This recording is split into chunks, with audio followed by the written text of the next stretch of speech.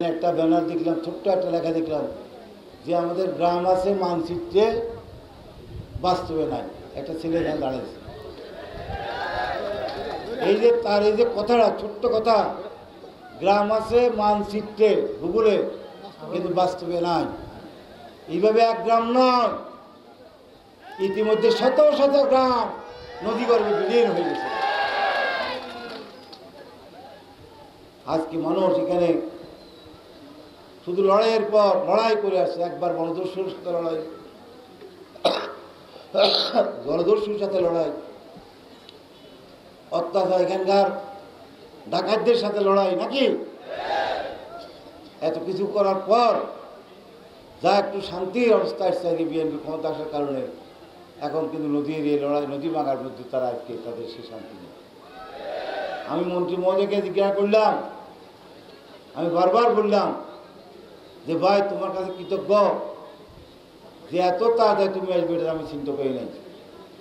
উনি আমাকে বললেন যে আমার কাছে কৃতজ্ঞ আর কিছু নাই, আপনি কৃতজ্ঞতা প্রকাশ করেন বাংলাদেশের বর্তমান প্রধানমন্ত্রী, আমাদের মাননীয় সম্মানিত নেতা বিএনপি চেয়ারপারসন শহীদ রাষ্ট্রপতি জিয়া রহমানের সুসন্তান বেগম খালেদা জিয়ার সুসন্তান জনাব তারেক রহমানের প্রতি। আমি বললাম কি?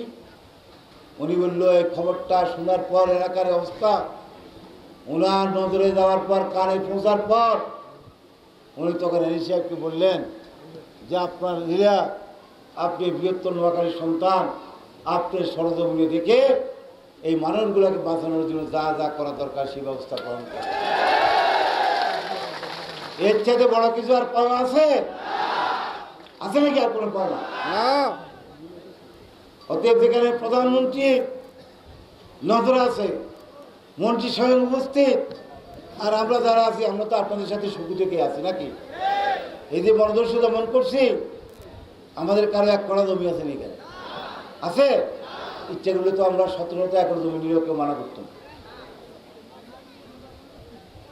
তারপরে এখানে সব সময় যুদ্ধ। আমাদের কোনো স্বার্থ আছে? স্বার্থ একটা মানুষের শান্তি, নাকি?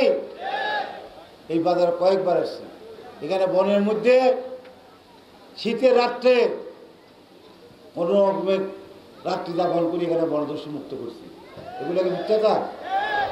অতএব মনে রাখবেন, যে দল এই অঞ্চলকে জলদস্যু মুক্ত করে শান্তির জনপদ করেছিল, মাঝখানে দীর্ঘ 17 বছর সেই দল ক্ষমতার বাইরে ছিল, যার কারণে আপনাদের অনেক সমস্যা তৈরি হয়েছিল।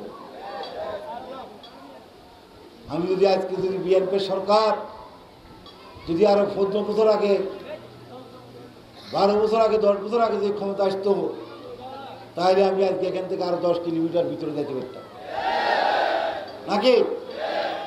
ওই 10 কিলোমিটার তো বিলীন হয়ে গেছে। আর নয়, যা যাবার গেছে বাকি অংশধারণ রক্ষা হয়ে জন্য আমরা আজকে সিদ্ধান্ত নিই, আমরা কর্মসূচি গ্রহণ করব। এখানে একজন বক্তৃতা হয়েছে যে আগামী 1 মাস বা 1.5 মাস পরে এই বাজারও থাকবে না, নাকি? দিন এক লোক, সে লোক ইঞ্জিনিয়ারও নয়, আমার মতো নেতাও নয়, একটা সাধারণ মানুষ।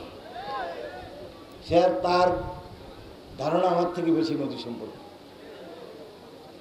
এই জন্য আমরা ওই ব্লক ওইটা সেটা এসব চিন্তা করুন, ঠিক আছে? পরে এখন ব্লক ট্লকের চিন্তা বাদ দিয়ে আগে আগামী বর্ষা থেকে এলাকাকে রক্ষা করতে হবে, সেই ব্যবস্থা গ্রহণ করতে হবে জরুরিভাবে। সেই ব্যবস্থা গ্রহণ করার পর তারপরে স্টাডি করে দেখবে কি ব্লক করলে কি থাকবে, নাকি কি করতে হবে, যাই করা দরকার তাই করা হবে। শুধু একটা বিশ্বাস রাখেন, যা দরকার তাই করে অঞ্চলকে আমরা নদীর ভাঙা থেকে রক্ষা করি। আপনাদের যে আজকে দুঃখ কষ্ট মনের মধ্যে যে বেদনা, আমি আশা করি মন্ত্রী মহোদয় শুধু এইটুকু বলবেন, আপনার যদি আল্লাহ হায়াত দেয়, আবার আজ থেকে 1-1.5 বছর পর এই এলাকা আবার সফল করবে। আজকে আমরা আমাদের মনোদুঃখ নিয়ে মন্ত্রীকে আজকে আমরা গ্রহণ করছি। সেদিন এই জনপদের উন্নয়ন করে, এই জনপদকে নদী ভাঙা থেকে রক্ষা করে আনন্দ উৎসবের মধ্যে দিয়ে আমরা সেদিন মন্ত্রীকে রক্ষা পারবো না। পারবেন তো? ইনশাল্লাহ। দেখেন না রাস্তাঘাটে অনেকগুলো কাজ আরও হবে, একটু ধৈর্য ধরে।